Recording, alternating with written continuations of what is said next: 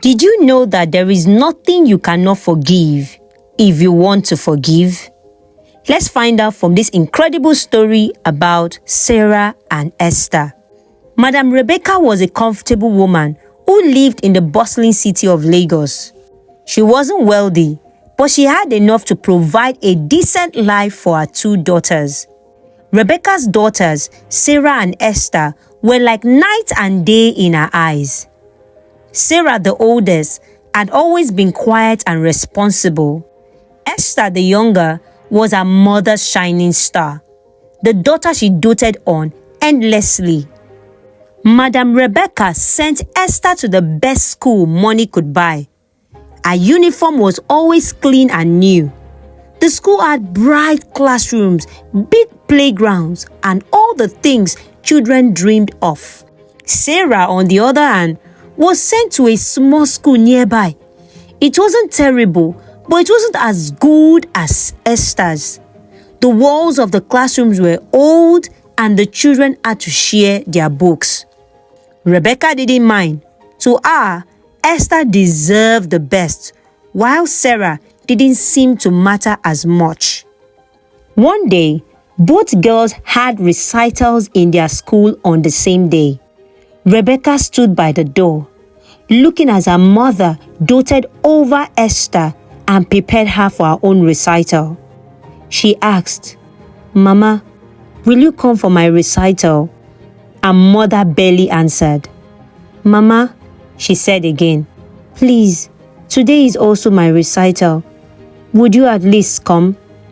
Please, go and look for something to do. I will try if I can. You also know that Esther has a recital today. And you know she's your younger sister. I have to be there for her. You are older. You can manage without me. Are you a baby? Must I always be there all the time?" "But Mom, you have never come for any of my recital." "Are you okay? How do you know I've never come for any of your recital? When you were 1 year old, when you were 2, when you were 3, didn't you know that I came for your recital?" "Well, how will you know? You silly girl. My friend, will you get out of my sight and look for something else to do with your life? Recital. See her mouth." Sarah's heart sank, but she didn't show it. She was used to being left out. She had learned a long time ago that asking for attention only made things worse. At the school hall, other children were excited, looking out for their parents. Their mothers and fathers sat in the audience, smiling, waiting to cheer them on. Sarah stood at the side, peeking out from behind the stage. Her eyes scanned the crowd, but she didn't see her mother. She wasn't surprised. She had known deep down that Rebecca wouldn't come. The music began, and one by one, the children took their turns. Sarah sang her heart out, hoping that maybe anyone would notice her. But when the applause came, it wasn't for her. It never was. By the time she got home, Rebecca and Esther were already back, chatting excitedly about the event. Rebecca didn't ask about Sarah's recital. She didn't ask how it went or if she even attended. Instead, her mother handed her a stack of laundry. "Hey, you can start folding this. Do it now. Drop everything. Keep those books away. Fold it. I really need them now. Thank you." Sarah nodded, quietly taking the clothes. She had no words left, only the silent understanding that this was her life. Because deep down, Sarah knew she was stronger than anyone gave her credit for. Life at home became harder for Sarah as she grew older. Esther, her sister, was given every advantage. She had a personal tutor, someone who helped her study for every exam. But Sarah, she had no such help. Instead, she was left to do most of the housework. She spent hours cleaning, cooking, and running errands, barely finding time to read for her school exams. Rebecca's friends often came over to visit. These visits were Sarah's worst moment. Whenever her mother had guests, Sarah would be at their beck and call, running back and forth to bring them food, drinks, or anything they asked for. It was as if Sarah was the maid, not the daughter. One hot afternoon, while serving drinks to Rebecca's friends, Sarah's hand shook. She was tired from staying up late trying to study after finishing her chores. Her body felt weak, and before she knew it, water spilled from the tray and splashed onto one of her mother's friends, soaking the woman's dress. Rebecca's face turned red with anger. She jumped up from her chair and screamed, "Sarah, are you blind? Can't you see what you've done? What kind of silly human being are you?" Her voice was sharp, like a knife cutting through the air. I'm sorry, Ma. I'm sorry, Ma," Sarah said softly, her head lowered, trying not to cry. Sorry? Sorry for what? Sorry for yourself. This is why you will never be anything in life. Clumsy and useless," Rebecca shouted as she grabbed a towel to wipe her friend's dress. The other women in the room exchanged uncomfortable glances, unsure of what to say. One of Rebecca's friends, Aishat, couldn't keep quiet anymore. She gently said, "Rebecca, I think you are being too hard on the poor girl. She's only a child, and we all make mistakes, don't we?" Rebecca shot her a cold look. "Aishat, if you don't know how to train your children, please leave mine for me. I don't need your advice." Aishat was silent, her face showing a mix of shock and sadness. She glanced at Sarah, who stood there with tears welling in her eyes, and sighed deeply.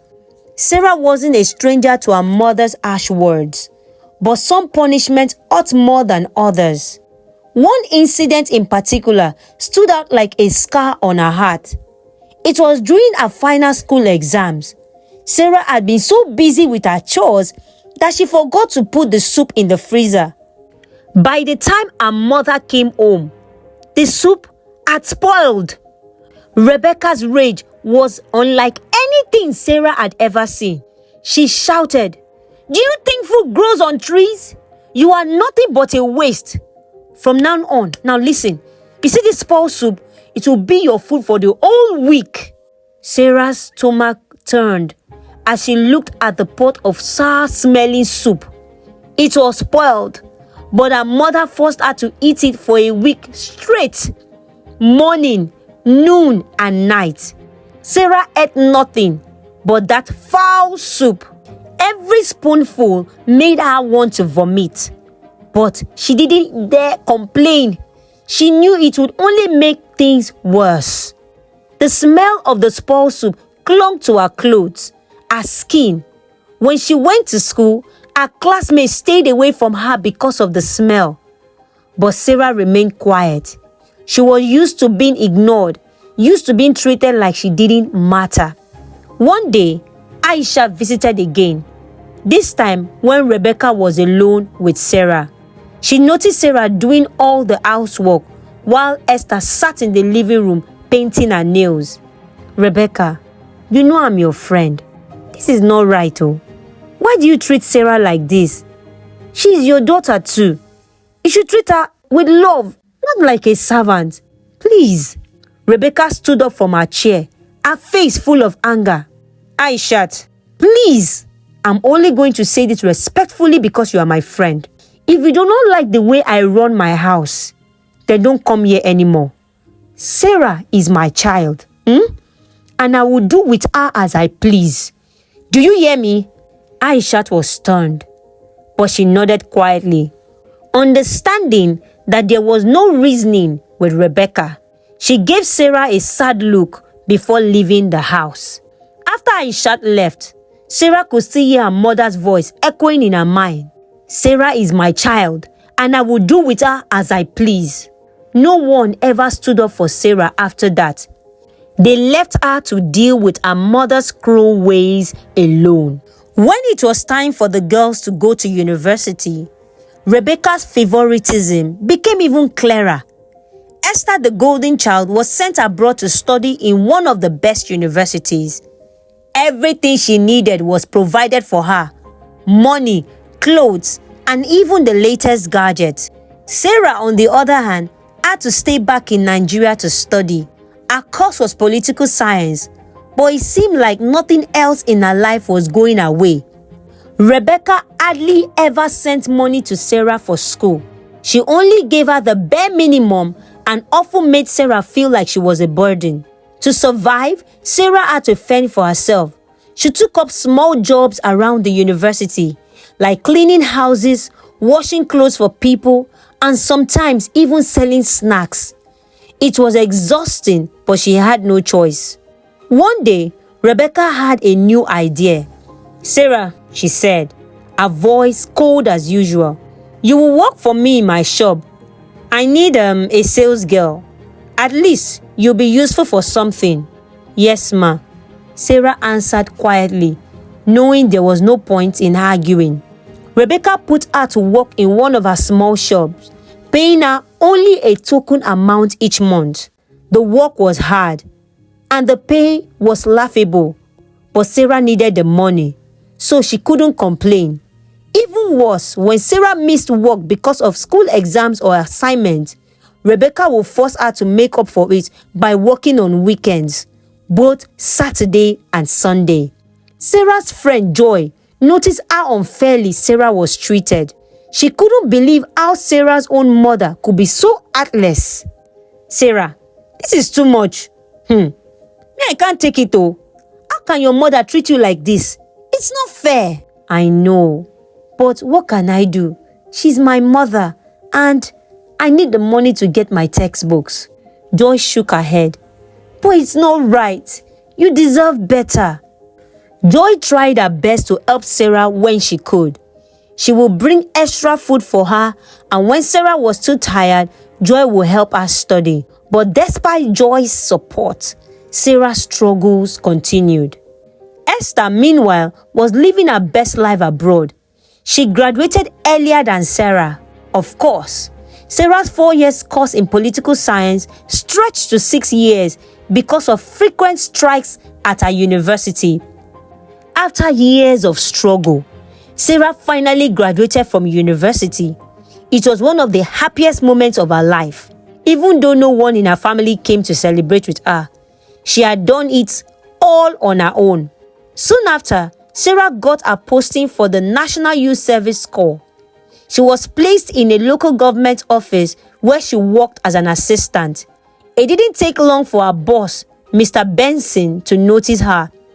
Sarah was different from the others. She was hardworking, quiet, and always ready to help. She was the kind of worker every boss wanted. Smart, focused, and good at solving problems. One day, a big inspection was coming up from the governor's office. The office was in chaos, papers everywhere, files missing. But Sarah stepped in and put everything in order. She worked late, making sure all the documents were properly filed.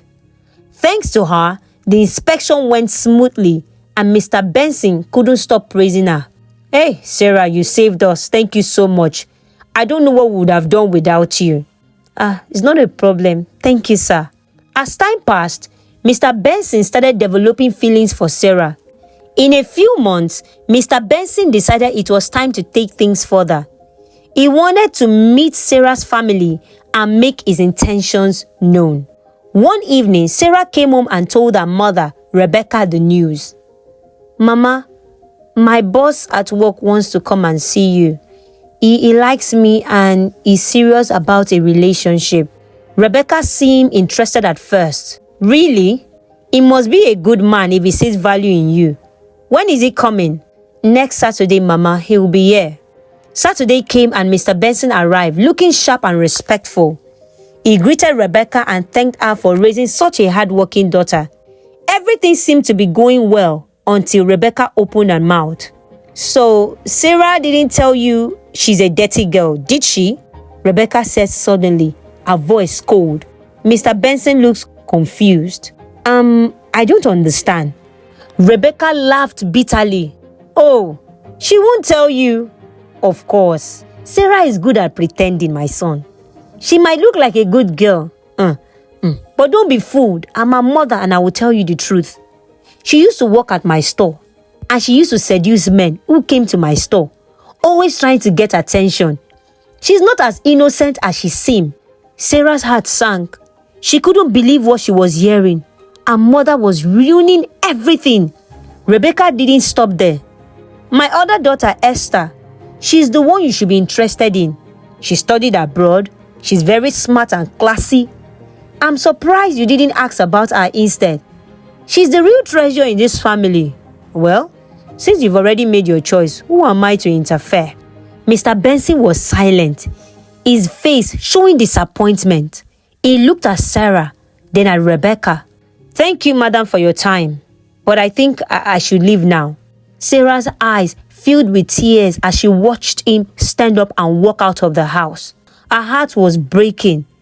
This was her chance at happiness, and her mother had destroyed it. When she was gone, Sarah couldn't hold back her tears anymore. She ran to her room and cried herself to sleep, the pain too heavy to bear.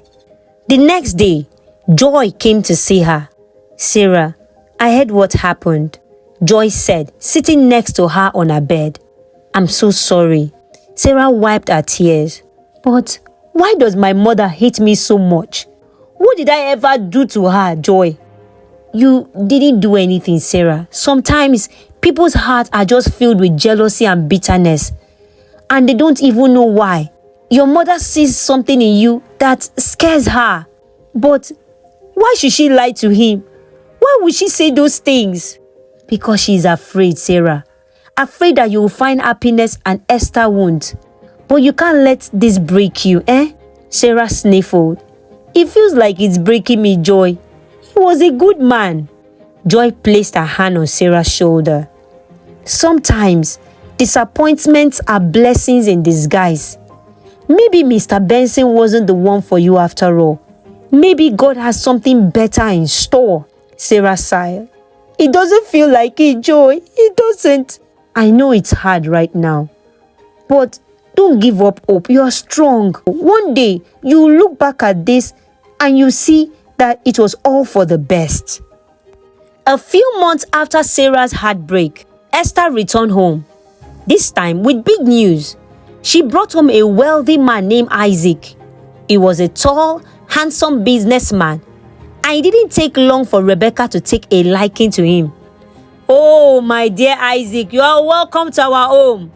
You must be a very important man. Esther made a fine choice. Esther, you have good eyes, oh. Isaac smiled politely. Thank you, ma. Esther speaks highly of you. Rebecca waved her hand. You don't know how happy I am. You have chosen the best daughter. Esther is everything I ever prayed for. Sarah sat quietly in the corner of the living room, watching the scene unfold. She tried to smile, but inside, her heart was heavy. She could already see what was coming. Her mother would put all her energy into planning Esther's wedding. The same mother who never showed her any love was now showering Esther with praise. Soon, wedding plans began. Rebecca didn't waste any time. She was up and about, meeting with event planners, decorators, and tailors. Every day was filled with excitement, with Rebecca always talking about the wedding. On the day of the wedding, the ceremony was nothing short of grand. The hall was decorated with gold and white drapes, and the tables were set with fine china and sparkling glasses. Isaac's family were there in full force, dressed in the finest clothes money could buy. Esther was glowing in her expensive wedding gown, and Isaac looked like the perfect groom. Rebecca was all smiles, walking around proudly, introducing herself as the mother of the bride. Isn't my daughter beautiful? Rebecca said to anyone who would listen. She deserves the best. After Sarah completed her NYSC, she got a job at an organization in Lagos. It wasn't the best paying job, but Sarah was happy. At least she could take care of herself. Life seemed to be looking up for her. And not long after she started working, she met Peter. He was kind, hardworking, and thoughtful. They became close, and soon their friendship blossomed into a relationship. Peter loved Sarah deeply and treated her with respect. Sarah felt lucky to have Peter, but there was one thing bothering her. her mother, Rebecca. Sarah was afraid to take Peter home. She knew how her mother was. Rebecca had ruined her chance with Mr. Benson, and she didn't want the same thing to happen with Peter. One evening, while they were out together, Peter brought up the issue. "Sarah, I think it's time I meet your family." Sarah's face dropped and she sighed. "I don't know, Peter. I'm worried about my mother. She might ruin everything." "But I love you, Sarah. I'm not afraid of anything she says. I want to be with you no matter what." Sarah nodded, though her heart felt heavy. "I understand, but can we involve my uncle Nnamdi? He's the only one my mom listens to.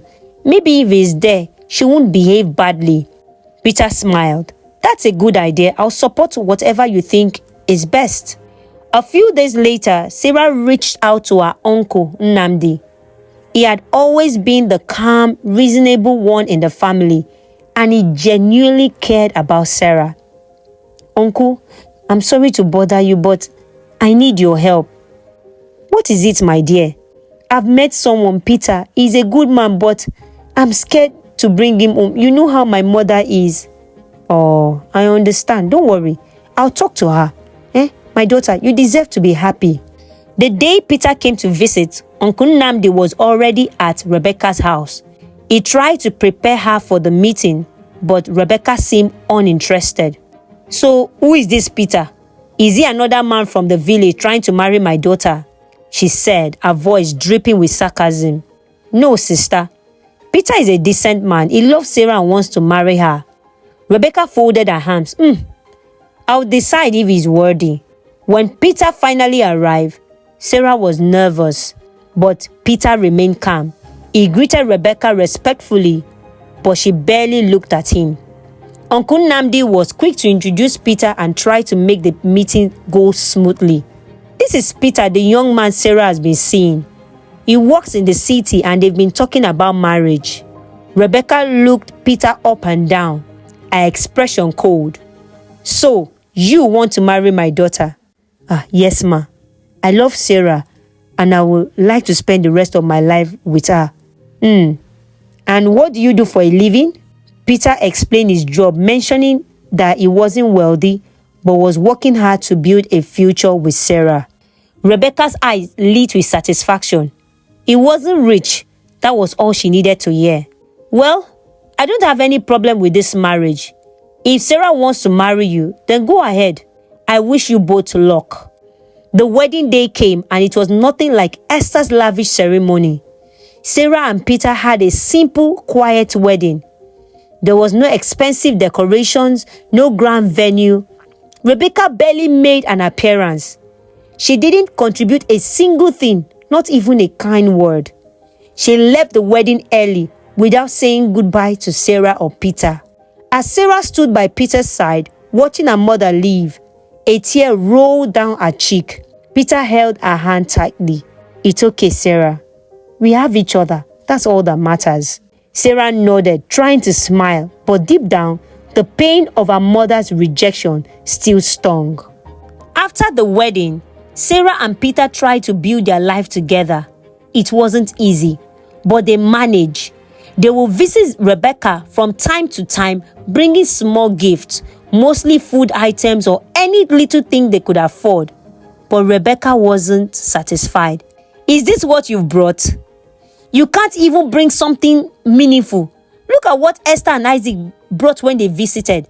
Cash, bags of rice, boxes of provision, and you bring me this." She would mock their gift in front of Isaac, who would chuckle. Peter remained calm, never responding to her insult. But Sarah could feel the shame burning in her chest every time. One day, as they were leaving after another humiliating visit, Sarah broke down in tears. "Peter, I'm tired. No matter what we do, it's never enough for her. You know what? We are never coming back here." "Sarah, just calm down. I understand how mothers can be. Don't let her bother you. It's just one of those things. You already know how she behaves, so do not let her get to you at all. Let's just move forward with our life." "You're right. I'll have to move on. She'll never change." It had been 2 years since Sarah and Peter got married. Peter was a humble man, always kind, always helping others. His good behavior and loyalty had brought him far. One of his old friends, Jude, who Peter had once helped during hard times, became a minister of information in Lagos. When the governor needed a reliable person as a special advisor, Jude didn't hesitate to recommend Peter. It was a surprise when Peter got the call. He couldn't believe it. "Sarah! Hey! You won't believe what just happened," Peter said, rushing into their small living room with a broad smile. What is it? What is it? Okay, calm down. Let's breathe. In, out. Okay, are you ready? I've been appointed as a special advisor to the governor of Lagos State. Peter exclaimed, still in shock. Sarah's mouth dropped open. Are you serious? Peter, please don't joke with me. Is this April Fool? No, it's not April Fool. Oh my God, Peter, this is huge. Sarah jumped up and hugged him tightly, tears of joy in her eyes. I'm so proud of you. You know, it's all because of Jude. He remembered how I helped him back in the day, and now he is paying it forward. From that day on, their lives changed. Peter's new job brought in more money, and they moved to a bigger house. Things were finally looking up for Sarah. She didn't have to worry about Rebecca's constant insult or feel ashamed whenever she visited. But despite their success, there was no joy from her mother or sister. One afternoon, Sarah called her mother to share the good news, hoping for a little excitement or even a kind word. Hello, Mama. Good afternoon. Is that Sarah? Mama, I wanted to tell you something. Peter has been appointed as a special advisor to the governor of Lagos. Isn't that wonderful? Is that so? Are you sure you two didn't do anything fetish? People don't just get big position like that out of nowhere. Sarah's heart sank. Even now, her mother couldn't be happy for her. Mama, why would you say that? Peter worked hard for this. Well, whatever. Let's just see how long this lasts. Sarah ended the call, tears filling her eyes. She had hoped just once that her mother would be proud of her, but it seemed that no matter what she or Peter did, it was never enough. 2 years passed. Peter's position remained secure and their life only got better. One evening, while Sarah and Peter were watching TV, a breaking news report flashed on the screen. The reporter's voice was tense. There is a national man-hunt for several businessmen involved in illegal activities, including money laundering and fraud. One of the suspects, Isaac Eze, was arrested earlier today while attempting to flee the country. Sarah's eyes widened. Isaac? Her sister's husband? She couldn't believe what she was hearing. She glanced at Peter, who was already shaking his head. This is serious. Isaac is in big trouble. The news shook the entire family. Esther was so devastated by the arrest that she ended up in the hospital from the shock. Rebecca, who had once been so proud of Isaac, was now desperate. She knew the only person who could help was Peter. But after everything she had said and done, could she really expect Sarah to help? A few days later, there was a knock on Sarah's door. When she opened it, she saw her mother standing there, looking tired and worried. Mama, what are you doing here? Sarah asked, surprised. Rebecca didn't waste time. Sarah, my daughter, my sweet daughter, I need your help, she said, her voice trembling. Sarah folded her arms, her heart still heavy with the years of hurt her mother had caused. Help? With what? I know you've already heard the news. It's Isaac. You know, he's in trouble. Esther has been in the hospital since the arrest. The stress is too much for your sweet sister. Please, Sarah, talk to Peter. He has connections now. You know he can help Isaac. Sarah's face tightened with anger. All the years of pain, insult, and rejection flooded her mind. Her mother only came to her when she needed something, never to show love or kindness. Now she was asking for help after all she had done. If this woman doesn't leave this place, I will commit murder, Sarah screamed, her eyes blazing with fury. After everything you put me through, you have the nerve to come here and ask for help? Where was your kindness when I needed it? Where were you when Peter and I struggled and you mocked us every chance you got? Oh, now Isaac needs help. Your golden son-in-law, your rich son-in-law, your billionaire fraudulent son-in-law needs our help. If you don't leave this place in the next 1 minute, you will regret coming here. Rebecca's eyes welled with tears. She had never imagined that Sarah, the daughter she had always looked down on, would be the one she would need the most in the end. Please, Sarah, I know I've wronged you, but remember, Esther is your sister. Mama, at the count of 3, get out!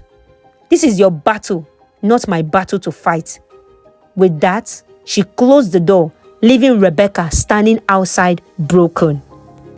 It had been a few days since Rebecca had shown up at Sarah's doorstep begging for help. The confrontation still echoed in Sarah's mind, leaving her angry and confused. But Peter, her gentle and patient husband, couldn't bear to see her so hurt. Sarah, I know you are angry, and you have every right in the world to be. Your mother has hurt you in ways that no one should ever experience. Sarah nodded, her eyes staring off into the distance. It's not just the things she said, Peter. It's how she made me feel all these years, like I'm nothing. Peter sighed, I understand. But I want you to think about something. He paused, choosing his words carefully. Forgiveness doesn't mean you are letting her off the hook. It doesn't mean you are saying what she did was okay. But it's for your peace of mind, Sarah. Carrying this anger, it will only keep hurting you. Sarah turned to face him, her eyes filled with unshed tears. But why, Peter? Why should I forgive her? When she hasn't even apologized. She doesn't even care. She never has. Only when she knew you had the special... See, oh my goodness. Please, let's not talk about this. I don't want to talk about this now. Peter gently wiped a tear that had fallen down her cheek. Sarah, I love you. And because I love you, I don't want to see you carry this pain any longer. Forgiveness is not about her. It's about you. It's about freeing yourself from the bitterness that is weighing you down. Your heart is too good to be filled with this anger. Sarah bit her lip, struggling with the emotions. But she's my mother.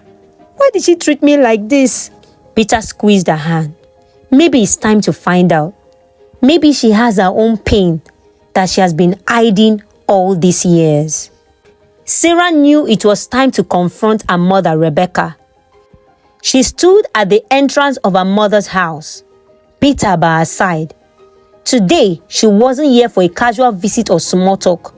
She was here to finally confront the truth. They knocked, and moments later, Rebecca opened the door. Her face, usually stern and cold, softened when she saw Sarah and Peter standing there. Please, come in. Sarah wasted no time. Mama, I will help Isaac, but I need to know why you've always treated me the way you have all my life. Rebecca's smile faded. She hesitated, her eyes darting from Sarah to Peter, as if searching for a way to avoid the question. But she could see the resolve in her daughter's eyes. Sarah wasn't leaving without answers. I suppose you deserve to know. It's not something I've ever wanted to talk about. Sarah felt a knot form in her stomach, but she stayed silent, waiting. When I was in my first year at university, I was walking back from lectures one evening. It was late and I was tired. That's when it happened. A man, a stranger, he grabbed me and raped me. Sarah's heart dropped. When I told my parents what happened, they didn't believe me. They said I must have been asking for it. They called me a disgrace, accused me of prostitution. Tears streamed down Rebecca's face now, and she didn't bother to wipe them away. Our village had gathered money to send me to school. My parents were so ashamed. They couldn't bear to look at me. I had to drop out. I lost everything, my education, my dreams, my dignity. I had to fend for myself. I found out I was pregnant with you. Every time I look at you, Sarah, I was reminded of that night, of everything I lost because of it. Sarah gasped softly, the weight of her mother's words crashing down on her. All her life, she had wondered why her mother despised her, and now the truth was out. She had been a symbol of Rebecca's pain, a constant reminder of the trauma she had endured. It wasn't fair to you, Rebecca whispered, finally meeting Sarah's eyes. But I didn't know how to separate my anger from you. You were just there, a reminder of everything that went wrong in my life. Sarah's chest tightened with anger and sorrow. Mama, I didn't ask to be born. I didn't ask for any of this. Why did you make me pay for something I had no part in? Rebecca sobbed quietly, her face crumbling in guilt. I know it wasn't fair, but I couldn't help it. I was so bitter. And then, when I married Esther's father, things changed for me. He gave me a life I thought I'll never have. I focused all my love on Esther because I saw her as my second chance. Sarah's eyes filled with tears. All her life, she had felt like the outcast in her own family, unloved and unwanted. Now it all made sense, but it didn't make the pain any easier to bear. Peter leaned forward, his voice calm and full of understanding. Mama, Sarah has every right to be hurt. But maybe now that everything is out in the open, we can start to heal. Holding onto this pain will only keep everyone stuck in the past. I don't expect forgiveness, Sarah. I just want you to know the truth. I don't hate you. I never hated you. I hated what happened to me, but I let it destroy our relationship. Sarah wiped her tears, her heart aching. She didn't know how to feel.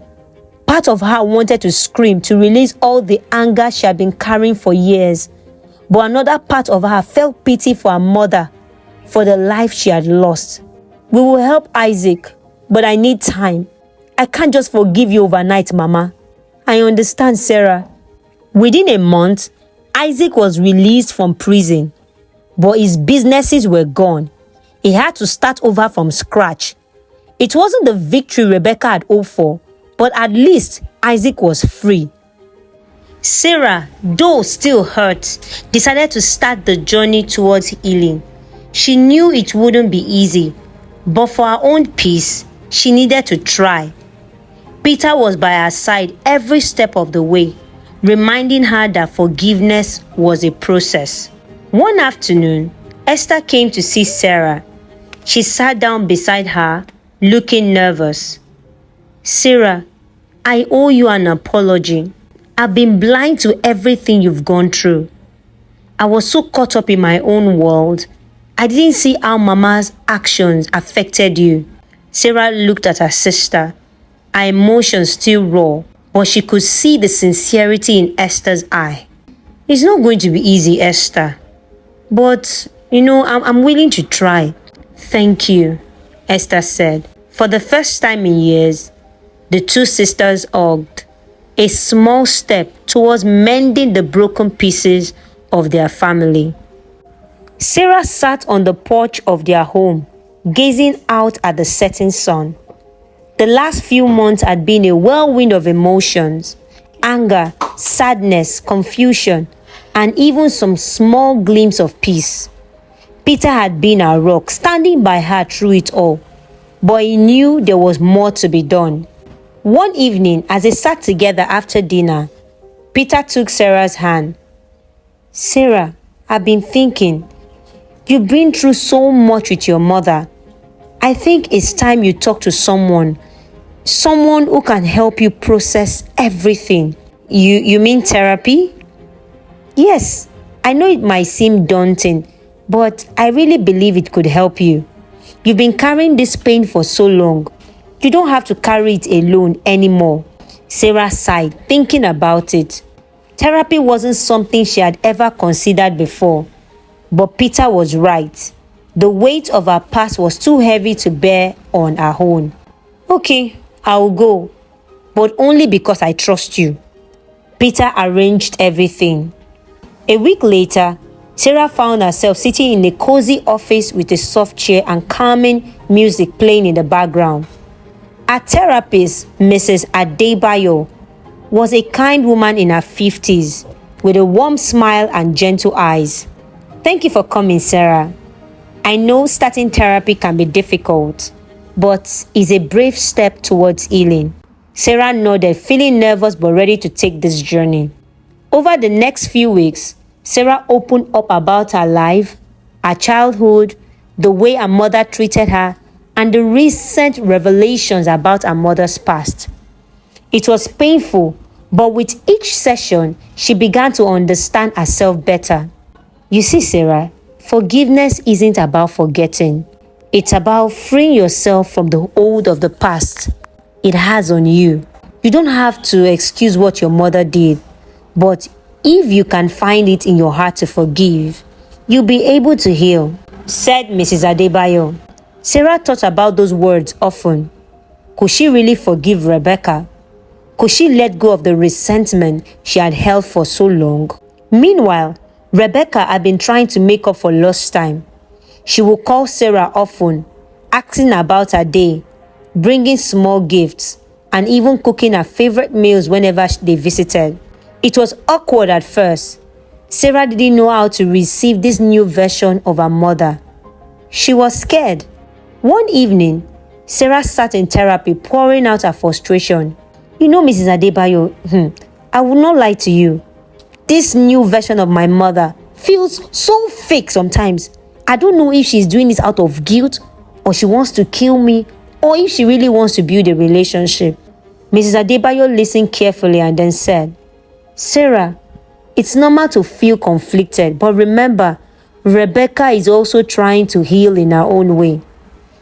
I would also recommend therapy for her if she wants to, and about feeling conflicted if she's doing it for the right reasons.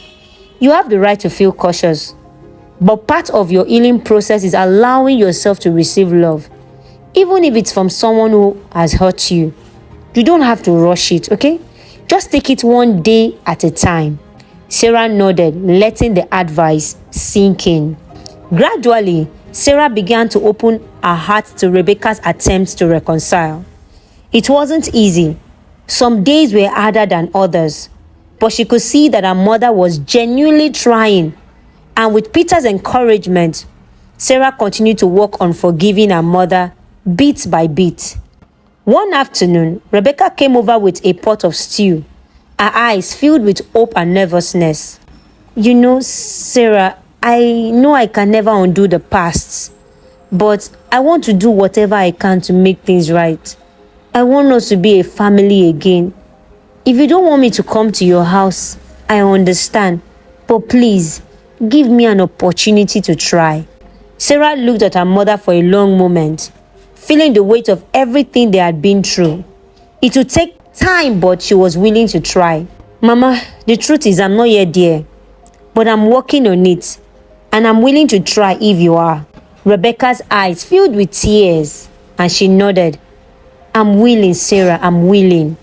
In the months that followed, Sarah continued her therapy, growing stronger with each session. Her relationship with Rebecca slowly improved. And though there were still scars from the past, Sarah could feel herself healing. If you love this story, please click the next video showing on your screen and don't forget to like and subscribe to this channel. Thank you.